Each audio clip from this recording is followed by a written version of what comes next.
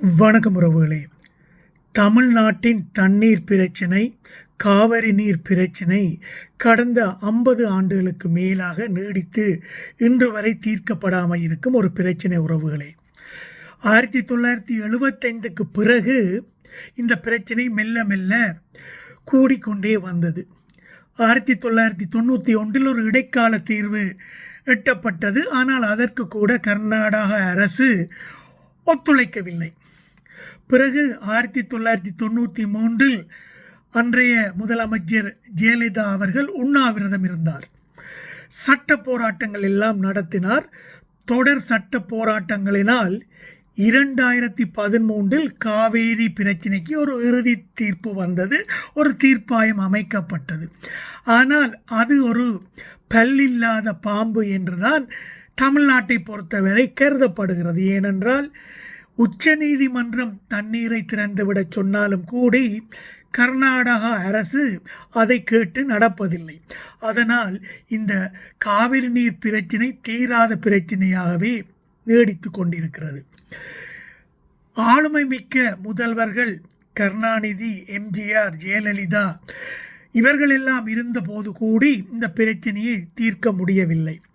ஆனால் இன்று அதிர்ஷ்டவசமாக சினிமா மோகம் கொண்ட இளைஞர்களால் வாக்களிக்கப்பட்டு எதிர்பாராத விதமாக பதவிக்கு வந்த ஜோசப் அவர்களால் இந்த பிரச்சனையை தீர்த்து வைக்க முடியுமா என்று பல எதிர்க்கட்சிகள் கேட்கத்தான் செய்கிறார்கள். ஜோசப் அவர்கள் பெங்களூருக்கு செல்ல போகிறாராம்.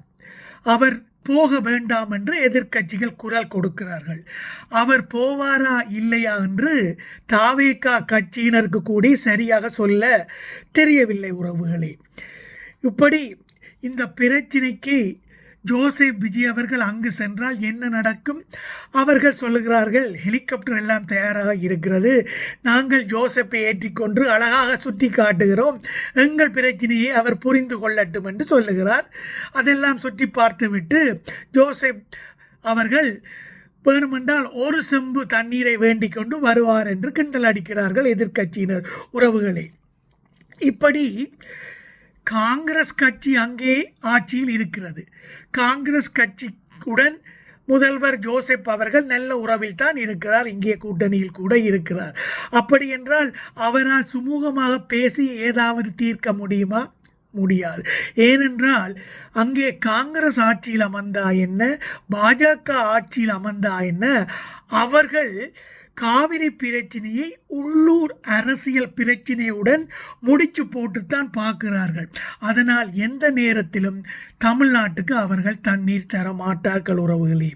மழை பெஞ்சு அங்கே அணைகள் நிரம்பினால் வேறு வழி இல்லாமல் அவர்கள் திறந்து விடுவார்கள். அப்பொழுது உபரி நீர் எங்களுக்கு வருமே ஒழிய தவிச்சவாயாக நாங்கள் இருக்கும் பொழுது எங்களுக்கு ஒரு சொட்டு தண்ணீர் கூட தர மாட்டார்கள். இதனால் காவிரி படுக்கையில் தமிழ்நாட்டில் உறவுகளே நிலத்தடி நீர் குறைந்து கொண்டு செல்கிறது. 250 அடிக்கு கீழே நிலத்தடி நீர் சென்று விட்டது. போர் வைத்து தண்ணி எடுத்தாலும் தண்ணீர் வருவதில்லை.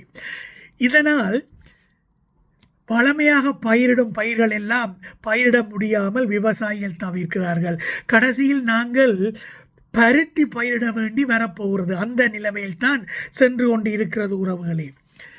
சீமான் சொல்லுவார், பிற மாநிலங்களுக்கு நாங்கள் நீருக்காக நம்பி இருக்காமல் தமிழ்நாட்டில் தன்னிறைவை அடைய வேண்டும், அதற்கான திட்டங்களை வகுக்க வேண்டும், எங்கள் நீர்நிலைகளை நாங்கள் சீர்படுத்த வேண்டும், பல அணைகளை கட்ட வேண்டும் என்றெல்லாம் சொல்லுவார்.